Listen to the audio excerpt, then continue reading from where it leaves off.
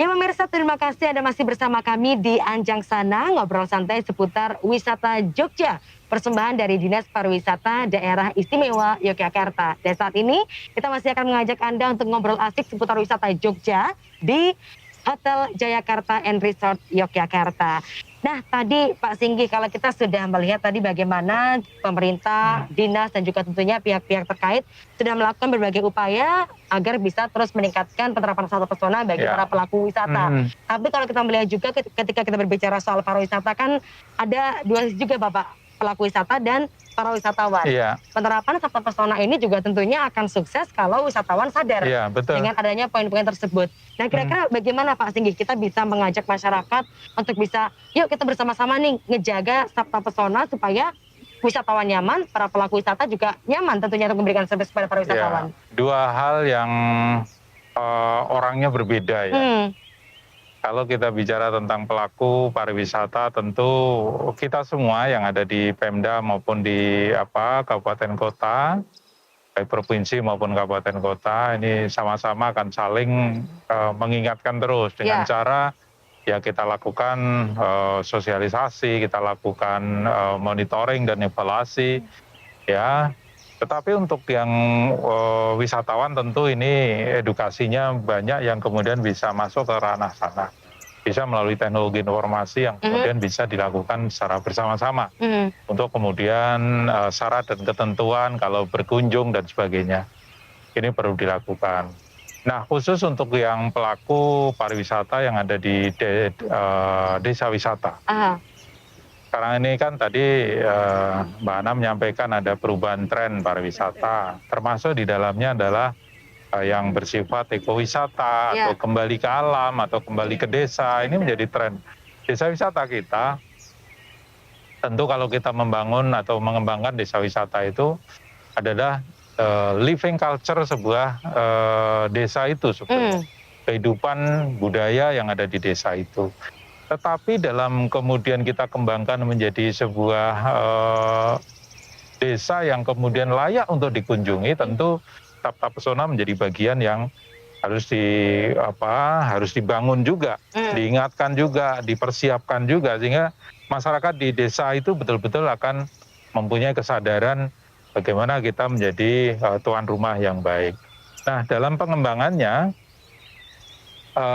untuk desa wisata kita menggunakan ASEAN Toolbox.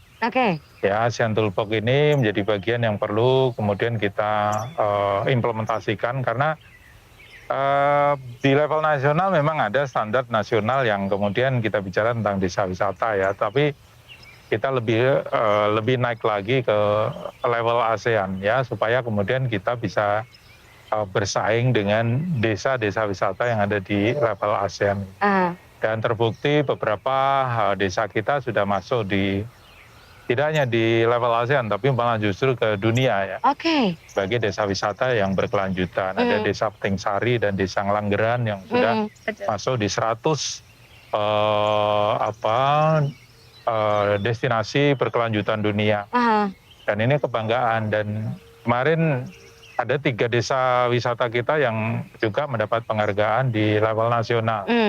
Desa Jati Mulyo, kemudian di Petingsari dan Ngelanggeran juga. Jadi ini yang kemudian kita harus berbangga pada saat kemudian kita membangun sebuah wilayah yang kemudian dikembangkan atas dasar sabta pesona yang kemudian ujungnya adalah kesadaran wisata atau sadar wisata dalam kelompok masyarakat. Kalau nggak guyup, ini satu saja yang nyeleneh, itu nggak jadi. Jadi semuanya tertib, ada satu yang ngegol-goli istilahnya Pak. Itu marahin rusak. Ya, jadi ini yang kemudian harus dijaga bersama. Konsistensi itu penting, kemudian saling mengingatkan untuk menguatkan ini penting ya, ini bagian yang harus dijaga dengan baik. Harus kompak artinya Pak ya, harus kompak, harus punya visi misi yang sama untuk bagaimana mengimplementasikan sabta pesona itu tadi. Baik. Pak Kus, kira-kira Pak tadi kan melihat artinya harus guyup, harus kompak. Sinergi seperti apa Pak kira-kira yang bisa dilakukan oleh para pelaku wisata, dan juga kalau tadi Pak Kus menyampaikan ya Pak, berbicara soal pariwisata banyak pihak yang terlibat dalam dari industri kreatif, kemudian juga dari daya tarik lainnya, artinya kan bukan hanya melulu soal pariwisata saja, tapi banyak yang di dalamnya terlibat. Kemudian juga saya yakin ini berpengaruh juga nantinya pada perekonomian di Yogyakarta khususnya. Sinergi seperti apa Pak Agus kira-kira yang bisa dilakukan? Ya gini, kalau masalah sinergi terkait dengan pengembangan wisata, tadi di situ akan terlibat beberapa masyarakat yang di situ bisa meningkatkan ekonominya. Nah, UMKM itu tanpa ada istilahnya area wisatanya kan tidak mungkin bisa jalan. Sama itu DIY itu ada 4 kabupaten 1 kota. Ya. Kita sama-sama kita kelola, kita bantu dari provinsi. Ini tugas provinsi juga. Nah, sehingga sama rata. Monggo kita gerakkan semua sehingga di situ betul-betul nanti ke depan bahkan kita masih juga diuntungkan di DIY ini bahwa destinasi wisata itu masih bisa sering dikunjungi wisata domestik sendiri. Betul. Coba jenengan lihat di Bali. Iya itu. Waktu masalah wisata mereka wisata mancanegara. Sepi ya Pak Habis hotel tumbuh rumput tuh. Asli tidak ada penghuninya. Kita masih diuntungkan di situ, domestiknya masih bisa mereka udah berkunjung. Nah itu monggo kami dari Dewan selalu membackup untuk pengembangan wisata ini dengan khususnya Dinas Pariwisata dan dinas yang terkait yang lain. Masalah anggaran kami akan backup. Oke, baik. Pemerintah Makasih Pak Gus. Sepertinya ya Pak ya. Tinggal tetap idenya tapi dari masyarakat itu sendiri ya Pak ya. Seperti apakah kira-kira kemasan yang menarik dan juga sekali lagi tanpa mengesampingkan Raja Sabta Pesona tadi, masyarakat perlu tentunya terus mengolah dan mengembangkan. Tentunya pemerintah memberikan dukungan seperti itu Pak Agus ya. Jangan memaksakan kemauan masyarakat seperti apa dipaksakan oleh pemerintah. Harus lahir dari masyarakat itu sendiri apa idenya ya. Oke, baik. Bu Ana, tapi kalau kita masih berbicara soal Yogyakarta ya Ibu ya. Selain sebagai kota pariwisata juga terkenal sebagai kota pelajar. Betul. Meskipun sekarang mungkin kegiatan pembelajaran dilakukan secara daring. Tapi tetap ada interaksi kepada bersama dengan teman-teman pelajar maupun mahasiswa begitu.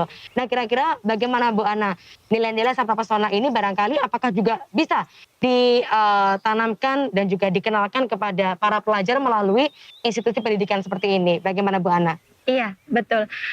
Sangat bisa ya Mbak Arin ya, karena memang kan ini sebenarnya adalah dasar ya, nilai-nilai sebenarnya ya, nilai-nilai sebenarnya kita tuh sudah punya ya, sebelumnya dari turun-temurun culture budaya kita itu sudah punya, hanya saja ini dibuat seperti semacam standar ya baku yang dimana kita menjadi lebih aware bahwa oh ada poin aman, ada poin bersih, ada poin sejuk, ada poin ramah dan segala macam yang harus kita bisa terapkan pada diri sendiri dan akhirnya bisa mempengaruhi ya kita minimal seperti itu ya. Apalagi kan memang yang namanya Jogja identik dengan kota wisata ya. Jadi memang sebenarnya PR dari pengimplementasian Sabta Pesona itu tidak hanya ke masing-masing destinasi wisata saja sebenarnya Mbak Arin, tapi mari bersatu padu dalam satu provinsi ya, ekosistem ini tuh bahwa nanti di luarnya itu brand image-nya istilahnya ya, brand image-nya itu bahwa oh kota Jogja gitu ya, itu juga Sabta Pesonanya luar biasa. Jadi ini tuh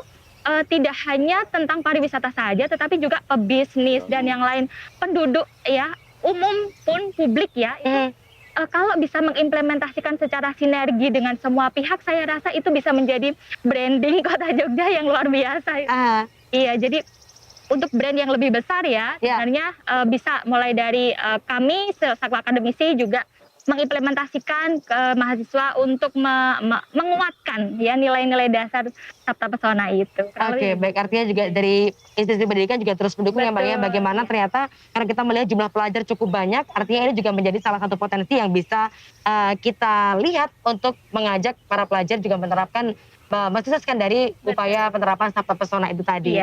Baiklah, dan kira-kira Pak Singgi bagaimana sebagai masyarakat kita bisa ambil bagian untuk bisa mensukseskan dari penerapan Sabta Pesona khususnya untuk potensi wisata yang ada di Yogyakarta Pak Singgi? Jadi saya ingin menegaskan, menggarisbawahi apa yang disampaikan Mbak Ana tadi, bahwa kalau kita bicara destinasi wisata bukan berarti di satu lokasi, tapi ini akan menjadi bagian dari kota, kabupaten, bahkan provinsi. Bahwa kita adalah destinasi wisata utama Indonesia. Untuk itu ekosistem pariwisata betul-betul harus dijaga, harus dikuatkan betul. Sabta Pesona tidak hanya kemudian diserahkan kepada destinasi misalnya di Tebing Breksi atau di Kaliurang, tapi akan menjadi bagian dari seluruh ekosistem pariwisata. Ada transportasinya, ada UMKM-nya, kemudian ada pelaku budayanya, kemudian masyarakatnya. dan sebagainya. Ya. Ini semua harus dipunyai sehingga betul-betul Sabta Pesona ini akan diimplementasikan oleh semua masyarakat. Ini karena ekosistem pariwisata akan semua menyasar ke situ. Kita belajar dari beberapa kejadian kemarin. Ini adalah bagian yang kemudian harus kita edukasi betul bahwa itu mencederai. Ya. Inilah yang kemudian saling mengingatkan untuk menguatkan itu begitu. Jadi ekosistem itu betul-betul akan dijaga supaya Sabta Pesona itu betul-betul bisa diimplementasikan sehingga sadar wisata itu betul-betul bisa muncul. Saya yakin kalau kemudian semua memahami ini, kita akan menjadi paling tinggi untuk jadi sebuah destinasi wisata. Oke, baik. Artinya kita harus menjaga ekosistem itu tadi ya Pak ya. Dalam hal khususnya latihan adalah penerapan dari Sabta Pesona. Baik, mungkin singkat saja untuk mengakhiri perbincangan kita kali ini karena waktu kita terbatas. Dari Pak Kus mungkin Pak, apa yang mau disampaikan kepada masyarakat Pak terkhusus dalam hal penerapan dari Sabta Pesona ini? Closing maksudnya. Ya. Oke. Kalau dari kami begini, kami selalu mengajak kerjasama antara masyarakat dan pemerintah. Sebagus apapun program pemerintah, tanpa ada kerjasama didukung oleh masyarakat, tidak bakalan bisa berjalan dengan baik. Oke, baik. Terima kasih Pak Kus. Dari Bu Ana. Iya, baik. Jadi memang Sabta Pesona ini adalah dasar nilai-nilai ya Mbak ya. Jadi kalau bisa ini diterapkan, diimplementasikan sekonsisten mungkin, seoptimal mungkin di semua lini. Dengan demikian kan akhirnya akan ada experience nih dari wisatawan dan akan ada tercipta memorable moments istilahnya Mbak Arin ya. Dan dengan demikian kan wisatawan akan jadi repeater lagi. Dia akan datang lagi, dia akan merekomendasikan. Akan ada word of mouth positif. Di sosial media testimoni segala macam juga akan bagus. Nah, ini menaikkan rating ya untuk brand awareness dari kota Jogja sebagai kota wisata.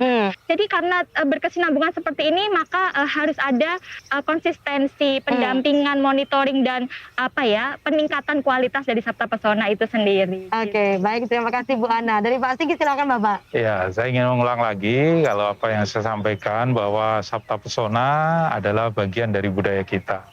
Untuk itu mari kita jaga betul budaya kita yang wujudnya adalah Sabta Pesona itu tadi dikuatkan dengan CASE pada saat kemudian pandemi ini.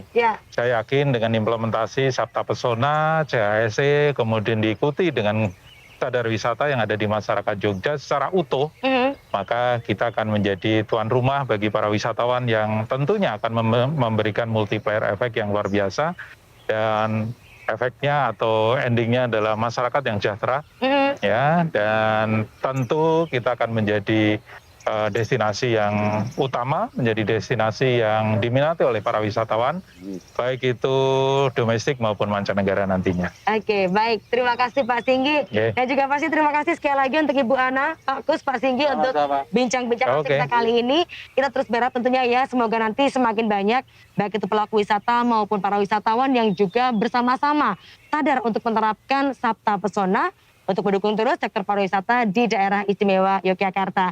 Terima kasih sekali lagi kepada para narasumber dan juga terima kasih tentunya kepada Dinas Pariwisata Daerah Istimewa Yogyakarta untuk bincang-bincang asik kali ini. Dan juga terima kasih untuk venue yang luar biasa, sejuk sekali di Jayakarta Hotel and Resort Yogyakarta. Tentu nggak apa lagi, kita mulai dari diri kita sendiri, kita terapkan bersama, kita dukung penerapan Sabta Pesona menjadikan Yogyakarta yang terus istimewa dan juga meninggalkan kenangan indah pastinya. Saya Fana Bella Arin, pamit undur diri dan sampai jumpa.